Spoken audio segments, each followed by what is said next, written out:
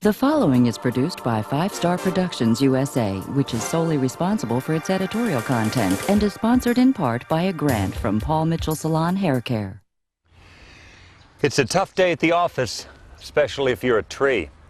Right now, American offices throw out so much paper every year, you could build a 12-foot divider running across this country from the Statue of Liberty to the Hollywood sign. If you're the average office worker, you probably throw away nearly 200 pounds of paper every year. Hi, I'm Ed Begley Jr., and this is Today's Environment, where we probe the world for answers to our environmental questions.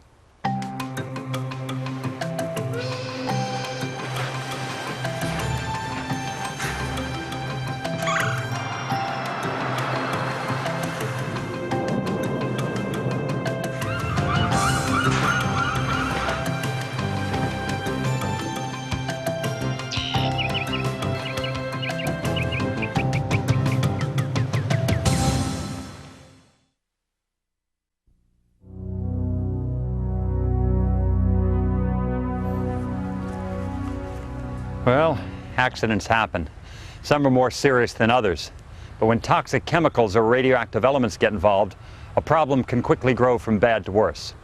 How do we prevent dangerous situations from becoming disasters? Here's one idea. Sound the alarm. Call out the troops. The war is on. No, it's not intergalactic combat. These workers don the protective gear necessary to fight the battle against the radioactive pollution created by the Cold War and other hazardous situations created by toxic chemical accidents. Emergencies involving hazardous waste can quickly move from mere accidents to total disasters if trained personnel don't move fast and properly to remedy the incident. Frank Hanley, General President of the International Union of Operating Engineers, foresaw this need years ago. With a grant from the National Institute for Environmental Health Sciences, his union established the National Hazmat Program to train people to perform hazardous waste cleanup and remediation properly and safely, and to create a nationwide network of emergency response teams to react quickly to environmental emergencies. Since 1987, over 30,000 people completed this training program and added their expertise and experience to the growing army available to handle toxic chemical disasters. Many heavy equipment operators hone their skills and learn the technical and chemical aspects of dealing with dangerous substances. Cranes, bulldozers, and other heavy-duty machines minimize the need for human handling of the toxics. This makes the process safer for the workers and the general public. Cleaning up the mistakes of the past and remediating the country's contaminated nuclear production facilities looms as a major environmental challenge for the rest of this century and much of the next one. The Department of Energy and Superfund cleanup sites require a new breed of operating engineer, manager, and contractor who understand the dangers involved with the tasks at hand and how to deal with them. To meet these requirements, the IUOE National Hazmat Program combines student classroom instruction with actual hands-on experience in the field. They must react to staged simulations of very real, everyday hazardous emergency situations. Hazardous accidents happen, and past dangerous mistakes still linger waiting for remediation. Much of the cleanup process involves drilling for and excavating buried barrels of toxic waste, remediating industrial sites, and removing contaminated soil. This may be the army of the future. Because when it comes to production of nuclear arms and transportation of dangerous substances, we may be our own worst enemy. You know, having these troops on the alert, ready and waiting to respond, could classify as one of this nation's highest priorities, because to err is human. But to clean up safely is divine. A well-tuned car uses nearly 10% less gas. That translates to 10% less emissions from that one source. So schedule a tune-up and get involved with today's environment today. I believe in the power of one, the individual. We can't afford to delegate our personal environmental responsibility. Everything you can do helps. Recycle, conserve, don't pollute. If you take action, you make an impact. Watch this, and you'll see. Consider the earth. This vital organ exists outside your body, but you need it as much as your heart, brain, or kidney. If its health suffers, yours might too. Fortunately, many people realize that. And every day, more of these individuals join together within their workplace to ensure that their quest for success will not defeat our planet. They insist that their company be just as good to the environment as it is to the customers. Many companies like Apple Computer take pride in their role as responsible corporate citizens and actively set policies to make sure that awareness of the ecology pervades every aspect of the business. Even product development must design with the earth in mind. A new line of energy-efficient computers that can conserve energy, maximize recyclability, and minimize waste stand out as planet-friendly products. They contain a sleep mode feature, which shuts the computer down to half of its normal power consumption when it stands idle. Most of these new computers comply with the EPA's Energy Star requirements for low power consumption. Some can even operate off solar-powered panels. From development to disposal, the equipment designs attempt to minimize their environmental impact at every point. Apple technology also pioneered the no clean circuit board that never needs cleaning. This eliminates the use of ozone-depleting CFC-based cleaning agents. A new digital camera, which takes pictures and downloads them directly into your computer, eliminates the use of film development chemicals and cuts down on the use of photographic paper. Continuing concern over electromagnetic fields and their potential effects keeps researchers constantly monitoring all electrical products. Even the packaging keeps ecology in mind. In 1991, brown corrugated paper boxes made from at least 35% recycled fiber replaced the readily identifiable bleached fiber white box. And inside, a concerted effort minimizes padding material, paper, ink, and packing waste. Only non-CFC-based styrofoam gets used when necessary. Commuting alternatives receive top-level encouragement. Company bicycles and hot showers make pedaling to work more preferable. Even telecommuting on days when they don't have to physically be in the office remains a recommended option.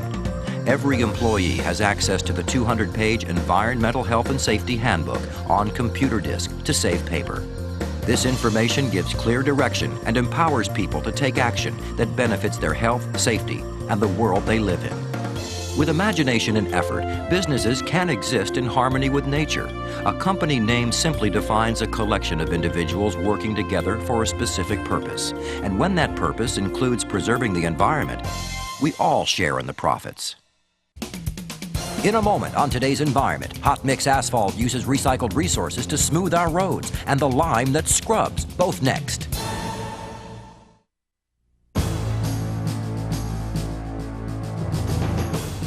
Americans love the legendary freedom of the open road. The nation's highways and byways offer us unlimited access to nearly every square inch of this great country.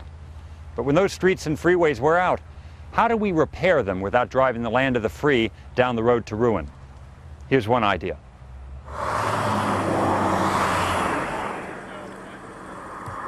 You can ride in the fast lane or roam a simple country road. All across America, asphalt carpets our vast network of streets and highways and helps give us the mobility to exercise our right to unrestricted movement. Considerable amounts of raw materials, labor, and tax dollars went into creating the roadways that crisscross our land. And like most things, they get old and worn. Dumping the surface layer of asphalt into a landfill every time a street needs resurfacing would create a serious solid waste problem. The tons of asphalt that stretch for limitless miles would fill every available waste site before too long. 15 years ago, this solid waste threatened to do just that. But fortunately, the people that produce hot mix asphalt pavement discovered how to make their product a nearly infinitely recyclable resource. The National Asphalt Pavement Association calculates that over 70 million tons of this road surface gets recycled every year. This stretches highway budgets dramatically and preserves our virgin raw materials for the future. Hot mix asphalt consists of aggregate, small rocks, stones, or gravel, and asphalt cement, a byproduct of petroleum refining. Recycling requires almost no extra effort. Specially designed equipment removes the pavement surface, and instead of taking it to a landfill, the trucks haul it to a hot mix asphalt facility that can reprocess it. Trained technicians analyze the physical properties of the reclaimed asphalt and formulate a new mix design. Samples undergo rigorous testing to ensure the new pavement can endure the weather conditions, traffic patterns, and other elements that will impact its performance. computers precisely monitor the entire production process for quality control. A silo holds the final mixture, which gets loaded still hot into the truck that carries it back to the job site. The new hot mix asphalt is placed over the old road bed or a new foundation and immediately gets compacted. Skilled operators use laser-guided, computer-controlled pavers to form continuous lengths of smooth pavement. According to the National Asphalt Pavement Association, smooth, continuous surfaces last longer and treat the driver and vehicle more friendly. Computers, lasers, and other high-technology innovations can make an old pavement perform even better, the second or even third time around. And the savings in raw materials, landfill space, and tax dollars makes recycling hot mix asphalt a win-win situation. We can improve our roads without destroying our countryside. When you consider our miles of highways, streets, and boulevards, and the tons of pavement that weave a path of freedom across our nation, a process that recycles those old resources with a minimal withdrawal of new ones can help keep our planet on the road to recovery. Batteries use mercury. And guess what happens when it gets to the landfill? It just keeps going and going until it reaches the groundwater. Recycle your batteries or use rechargeables, and we'll all get a charge out of it. Get involved with today's environment today. In ancient mythology, a sword was used to battle a fire-breathing dragon. In today's reality, we call our fire-breathing dragon combustion, and the weapons we choose to fight its deadly emissions vary widely. Our next segment focuses on one of them. Can't live with it, can't live without it. That used to be the dilemma posed by coal-fired power.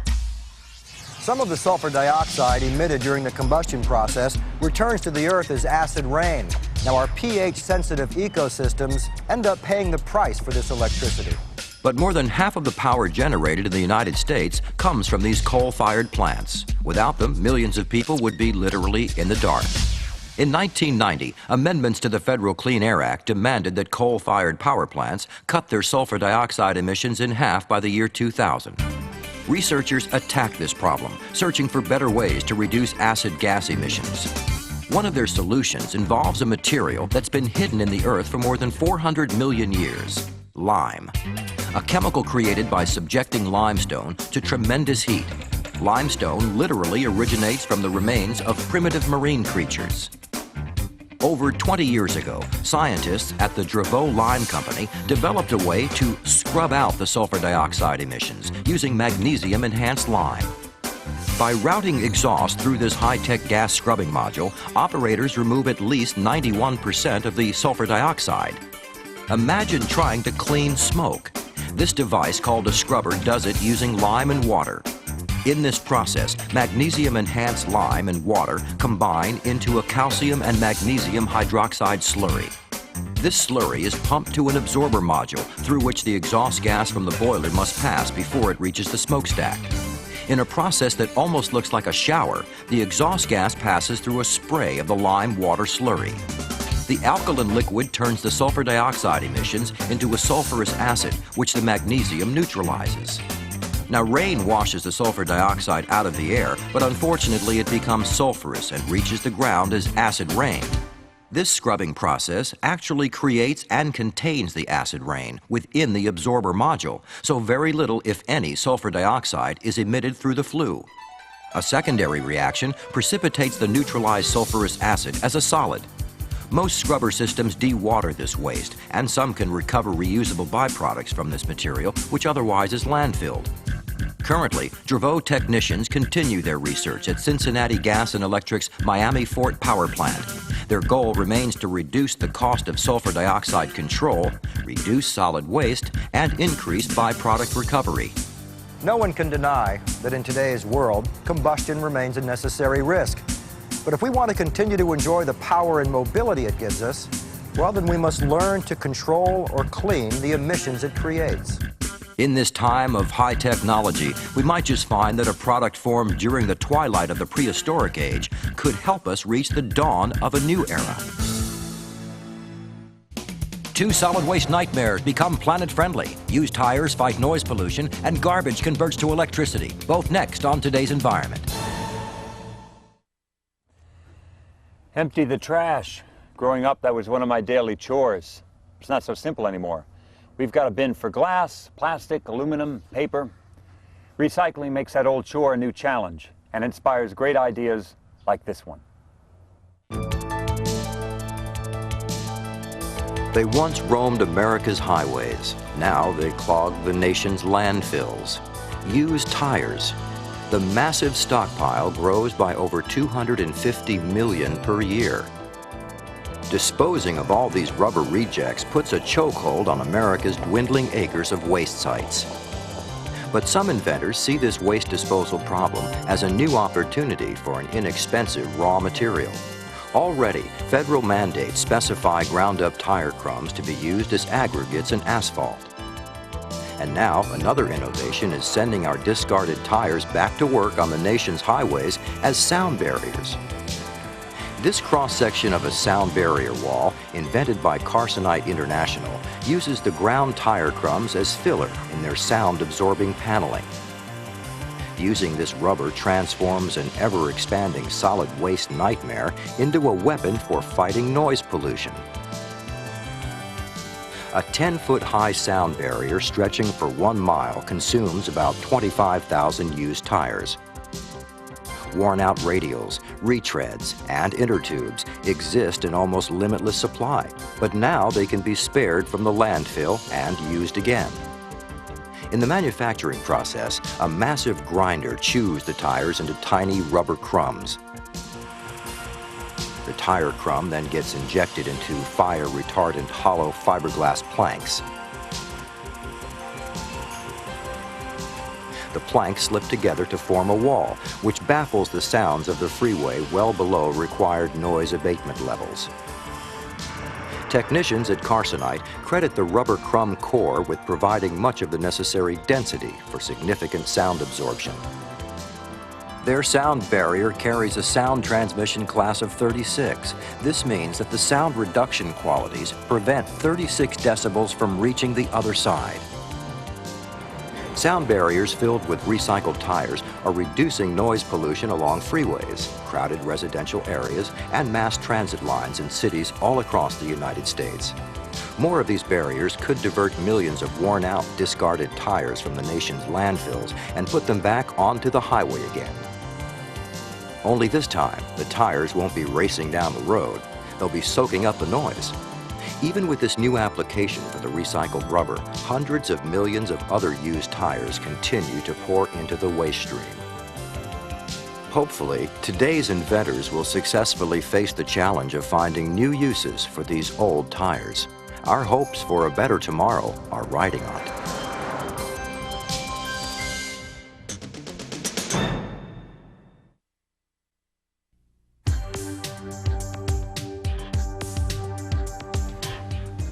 Who says you can't kill two birds with one stone? Many times the solution to one problem lies in the answer to another, like recycling tires for sound barrier filler. Now here's another situation whose answer may solve two problems. Some people think trash is worthless, but that thought is pure garbage. Combustion can unlock the enormous energy stored in what we throw away and convert it to electricity.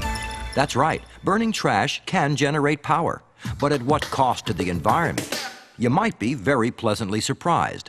Modern waste-to-energy power plants can burn relatively clean and release only about the same amount of emissions as natural gas. With proper pollution control devices, these plants can even surpass the stringent standards set by California's uncompromising clean air policy. The Clean Air Act of 1978 caused this waste incinerator in Michigan to shut down.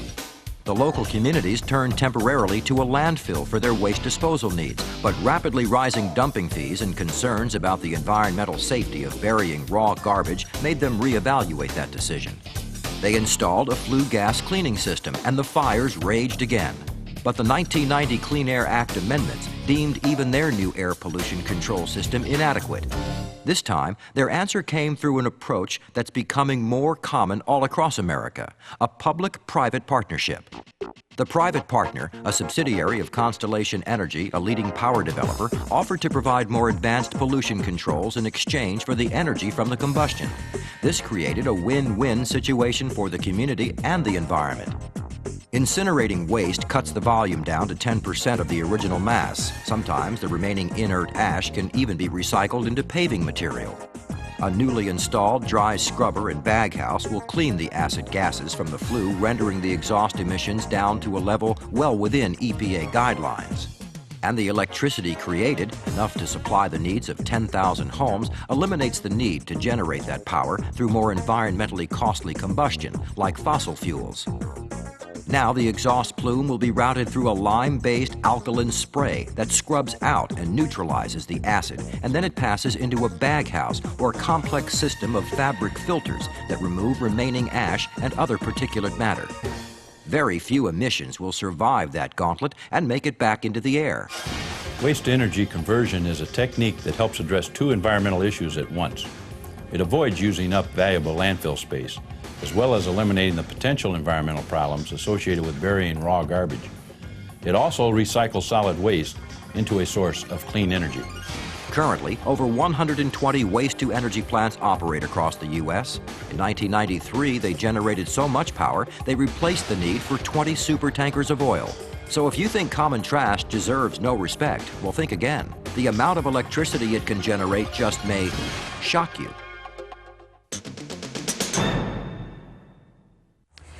Want to make some real environmental progress? Park your car one day a year. Don't move it. If one person in 100 did this, we'd conserve over 96 million gallons of gas and cut carbon dioxide emissions by 1 million tons. Imagine, you can help the Earth simply by hanging around the house. I hope this show enlightened you about some of the things going on to preserve the planet.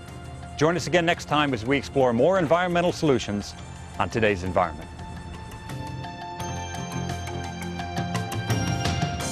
If you know of any interesting environmental success stories, call us at 407-997-9800. The preceding program was sponsored in part by a grant from Paul Mitchell Salon Hair Care. This has been a presentation of 5 Star Productions USA.